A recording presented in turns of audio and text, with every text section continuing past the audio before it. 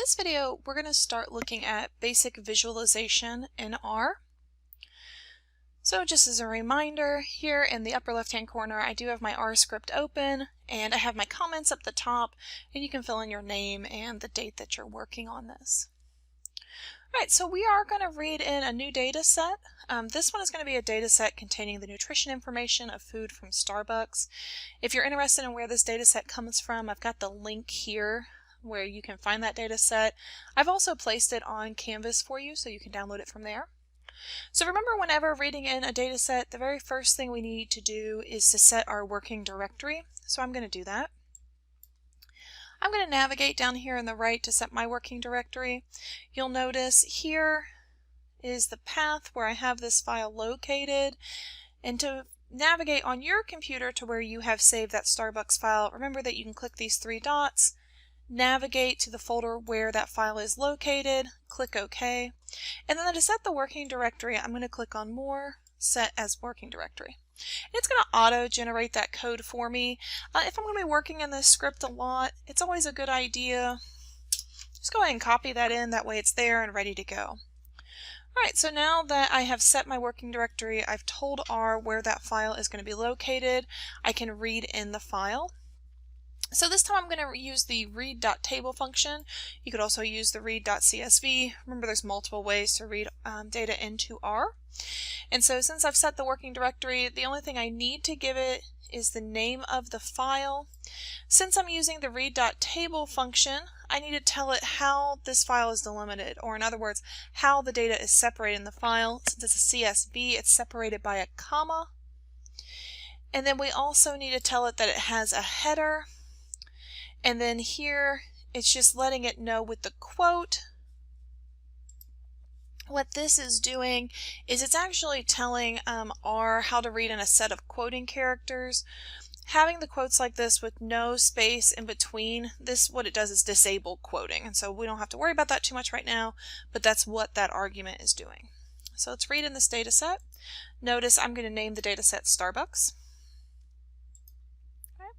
So we see here in my global environment, my Starbucks data has been populated. There's a couple of different ways that I could check this data set. One, I can click on it, it'll automatically open here, and we can see, looking here are different columns. We've got the name, calories, fat, carb, fiber, and protein. Now, one thing that I haven't shown you before is you can, in this window, click on these, and it will order them based on the different values.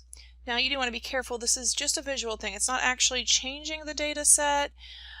This is just for you, if you're visually exploring it, it's not going to automatically sort them. So when you read them in, or if you access them via a function, that is just here in this window. All right. Remember, the other thing we could do is we could use the head function. Look at the first couple of values here. And we can see here, these are not sorted. So again, that sorting we did was just in that viewing window.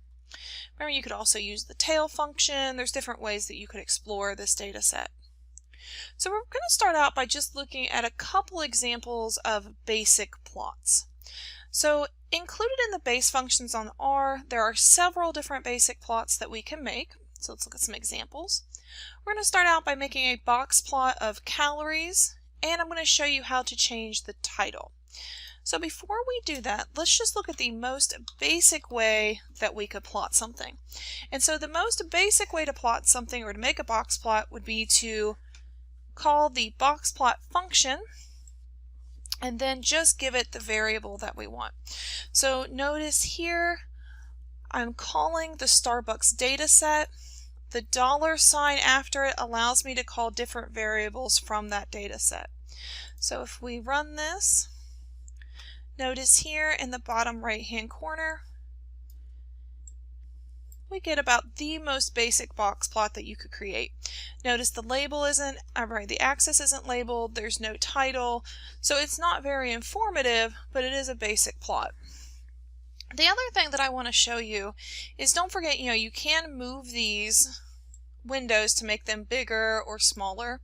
And a lot of times when I'm working, if I'm working on code, I'll often have that window really large, and maybe I've minimized this just to make this so I can easily read it.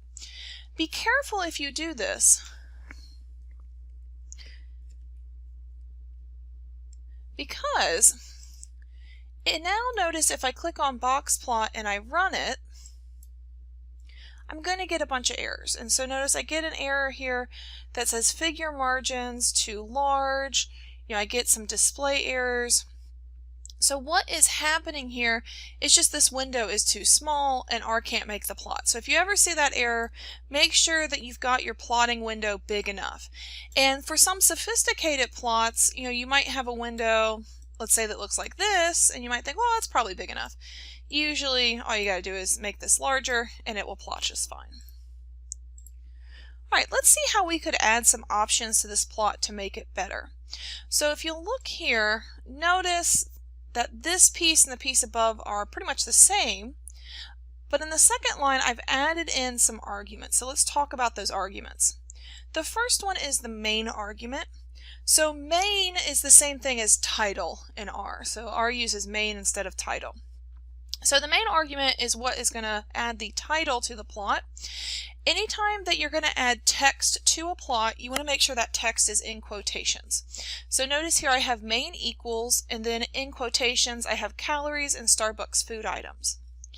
The other thing I'd like to label in this plot is the y-axis, and I'd like to label that calories. So y-lab is the argument that is going to add that label to that axis. So let's run this. And notice now we have a title and a y-axis. So this is, again, about the most basic plot that you can make in R. There's lots of other arguments that you can add, and we'll look at those here in a minute. But before we do that, let's look at some more of these basic plots. For example, we can make a histogram of fiber, and again, we could change the main title. So here I'm going to make a histogram by calling the fiber variable from Starbucks. I'm going to label the x-axis fiber, and I'm going to give it a title, Fiber and Starbucks Food Items. So running this, and notice here we get our histogram. We could also make a scatter plot. Now remember, to make a scatter plot you have to have paired data. In other words, you have to give it x and y. So here I'm going to compare Starbucks fat and Starbucks protein. So the one that we list first is going to be the x variable, the second one is going to be the y variable. I'm going to use the x lab and the xy to label the axes, and I'm going to give it the title, Protein versus Fat for Starbucks Food Items. Now this PCH, let's ignore that for just a second and we'll run this. And notice we get a nice scatter plot. So sometimes when there's arguments in R, if you're curious what they do, one way to do it is just to change it a little bit and see what happens. So let's rerun this, but change PCH to 15 and see what happens.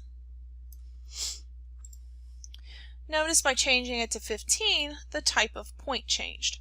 So PCH changes the type of point that's used in the plot.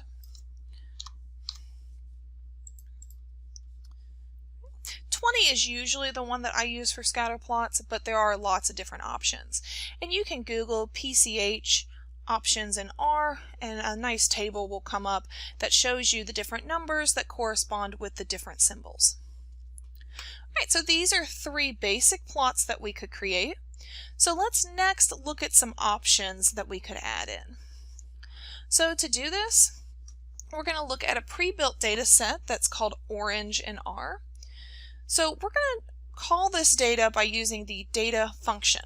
So let's run this. So we're going to call data orange.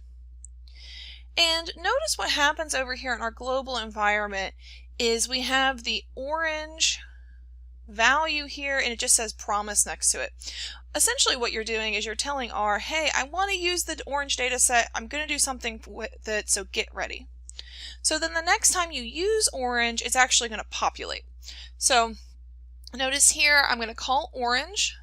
I'm using that bracket notation. So remember, everything in front of the comma is going to tell me what rows I want. Everything after the comma is going to tell me what columns. Since I have 1:4 before the comma, this is going to tell me I want the first 4 rows of the data set. And then since there is nothing after the comma, this tells me I want all of the columns. So let's run this. So notice up here, orange is now listed as a data set. And then here we have the first 4 rows of the data set, and we have all of the columns. So as usual, it's always a good idea to go and explore the data set. So let's use that question mark and actually look at it. So we can see this data set looks at the growth of orange trees. We can see that the data frame has 35 rows and 3 columns. And what it's doing is it records the growth of the orange trees. Down below, we can see a little bit more about the variables in the data set. We can see that tree is what we call an ordered factor. We're going to talk more about factors next time, but essentially what factors are is they are a character variable that is stored as an integer. And when we work with data, factors are very useful, and especially when we look at more complex plotting using what's called ggplot. ggplot is going to make real use of these factors. But for right now, just know that a factor is a character variable that has been stored as an integer. All right, we also have the age and we have the circumference. All right, so we might want to look at the age and circumference data and make a scatter plot. So let's look and see what that would look like. So this line of code is very similar to the scatter plot we made up above for the Starbucks data. All right. So if we used this plot, we have age versus circumference. Notice that if we looked at this, we would have no idea that there's only 5 trees represented in that data set. So clicking on the orange data, notice here when we look at the tree variable, it only takes 5 different options. So really what we're looking at here is they took measurements on 5 different trees at different time points, and at each time point they measured the age and the circumference. So this plot is a little bit deceptive because we don't actually, it's not clear that there were only 5 trees in this data set, so ideally we would like to fix that. So let's see how we could do that. Well, one good way to do that would be to add color to the plot. And so let's talk a little bit about how we can add color to plots. So to do that, I'm going to copy this line of code. I'm going to paste it, and I'm going to add in a new argument at the end.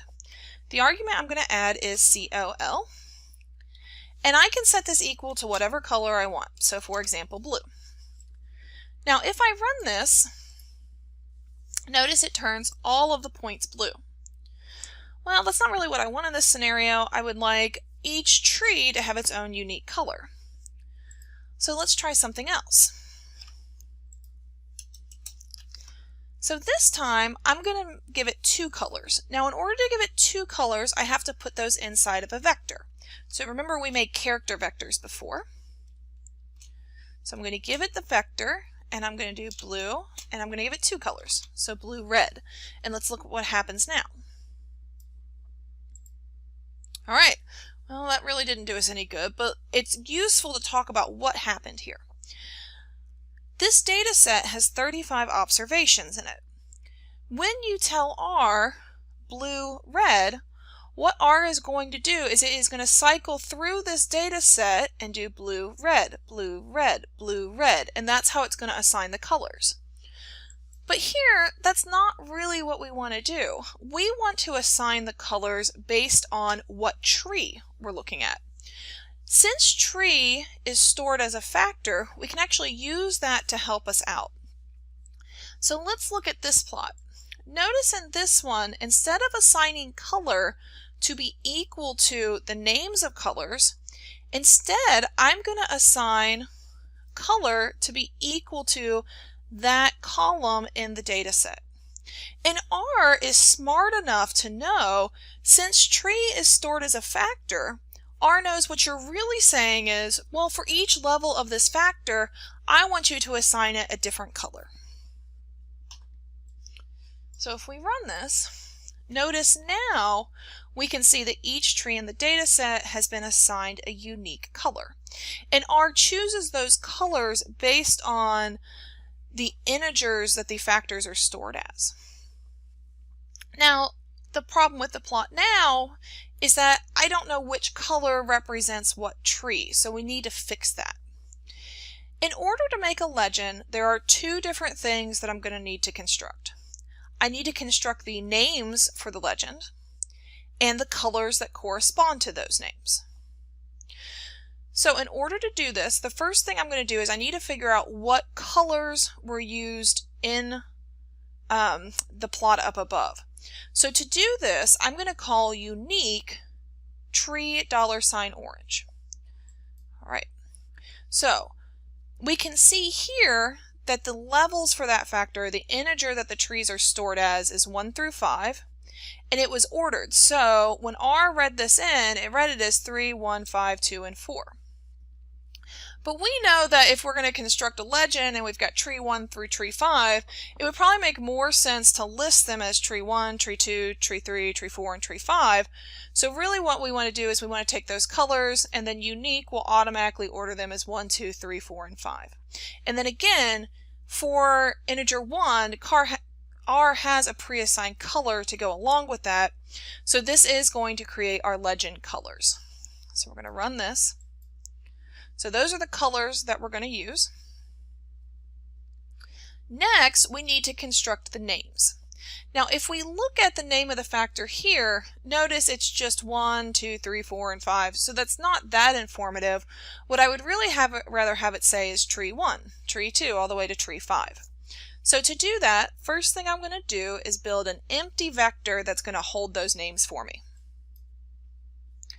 Next thing I'm going to do is I'm going to build what is called a for loop. So what a loop is going to do is it's going to loop through each element of this empty vector and fill in the name of a tree for me. So where it starts is it says for I and 1 to 5. So what I is going to do is it's going to take the numbers 1 through 5 sequentially. So the first time this runs, I is going to be equal to 1. Next time 2, and so on. So the first time this loop runs, what it's going to do is it's going to take legend names, I is going to be 1 the first iteration, and set it equal to paste tree, comma, I. So let's first talk about what this is doing. What this is going to do is it's going to create a character string, and it's going to paste together the word tree and whatever number I is equal to. So for example, tree 1. Tree 2, tree 3. So to get an idea of what this loop is doing in the first iteration, down in the console, I'm just going to set I equal to 1. So what happens when I is equal to 1? Well, to start out with, notice that legend names, again, that empty vector looks like this. So if I run this line of code, and I've set I equal to 1, now I'm going to look at legend names again. Notice that the first name is now tree 1. And when I is equal to 2, it's going to be tree 2, and so on. So to get all of them filled in, I run the for loop all together. And now let's look at legend names. And I've got tree 1 through tree 5. So now to build the legend, I've set up my colors, I've set up my names. I'm going to use the legend function. So what I need for the legend function is I need to tell R where to put the legend. So this argument tells R, I want you to put the legend in the top left-hand corner. The legend tells us what the legend names are going to be. So here we're going to set it equal to the names we just created, and we're going to set color equal to the colors we just created. LTY tells us the line type. So, and you'll see this in a second when we create the legend. But next to each of the tree names, there's going to be a little bar that has the color, and this is just specifying what that bar looks like.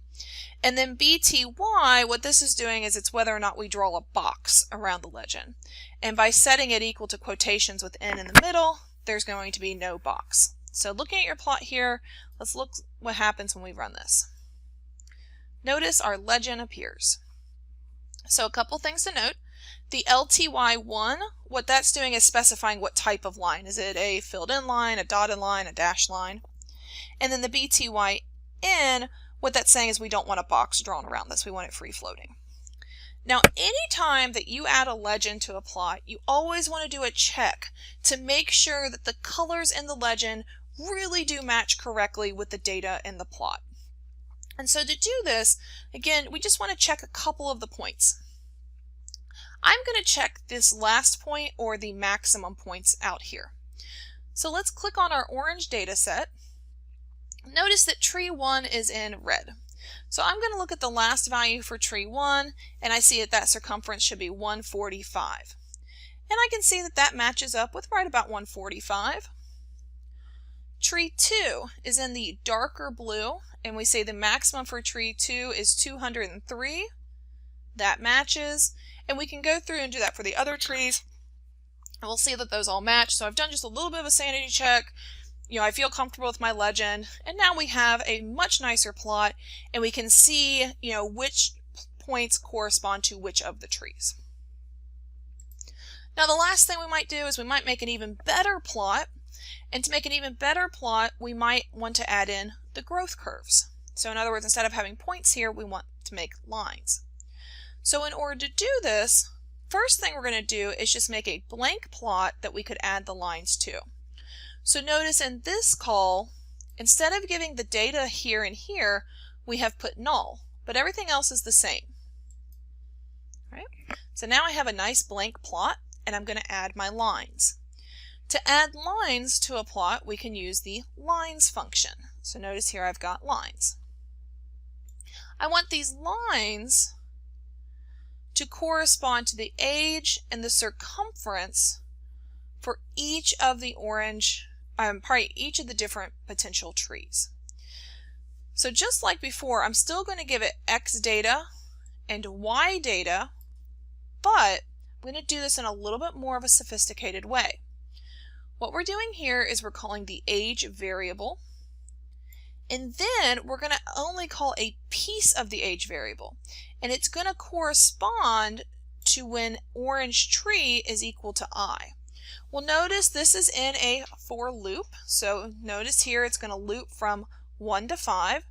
So to see what's going to happen inside of this loop, let's start out with I is equal to 1 and see what this looks like. All right, so I'm just going to call this piece and see what it looks like. All right, so what happened here was when I was equal to 1, it just pulled the ages for the first tree. So notice these values here. If we go back to our orange data set, notice these are the same as the ages for tree 1. The same thing is going to happen here with circumference. If we run this, notice we get the circumferences for tree 1.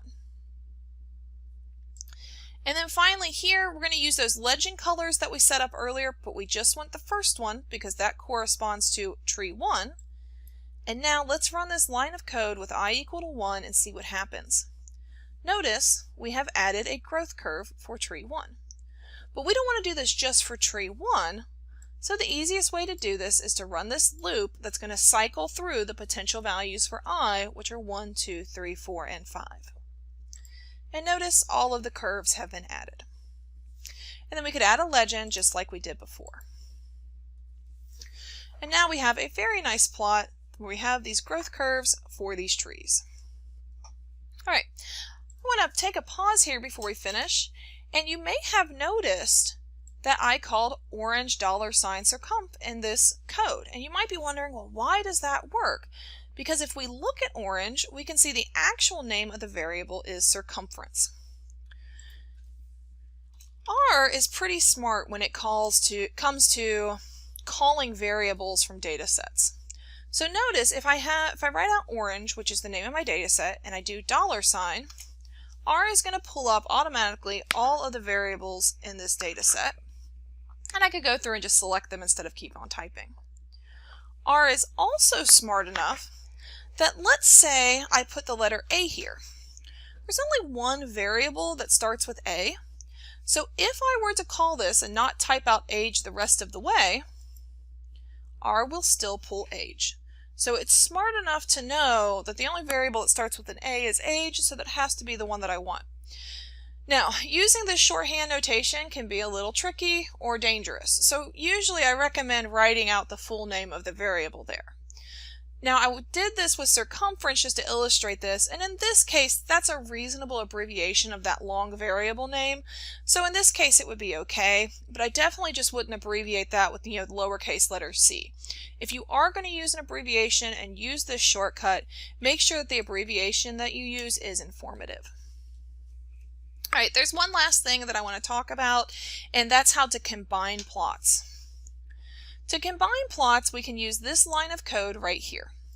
And essentially what it's going to do is it's going to create a grid to place the plots in the viewing window. So the only thing you'll need to do is you copy this, and then you change these two numbers right here. The first one is going to tell you how many rows, the second one how many columns you want in this grid. So to see this, I'm going to run this. Nothing changes so far, so it looks like nothing happened, but it did. R is just kind of waiting now for you to enter in some plots. So here, let's run that first plot that we looked at the very beginning of the script. Notice now, instead of filling in the whole window down here, it just takes the upper third. We can run the second one we made. It'll take the second third, and then finally that last one we made. Now all three of these have been combined into a single image. So we could export, save as image, and you would have this file. If you wanted these all, you would have this image in a single file if you wanted them together to put in a publication or something like that. So it's an easy way to combine plots into a single image. Now the bad part is let's say we go and make another plot, R is still going to keep that. So what you want to do then to reset it so that you have a single plot in the window is just copy that same line of code but reset it to 1, 1. Run this again, and now notice the plot takes up the whole window. And then I briefly looked at this just a second ago, but anytime that you then want to take a plot that you've created, and let's say you want to save it as an image to put in a publication or to do something with, what you can do is click on Export, Save Image, and it will give you the option here to save it as any of these types. Usually I do a PNG or a JPEG. And then you just need to click Directory to set the folder where you want to save the file.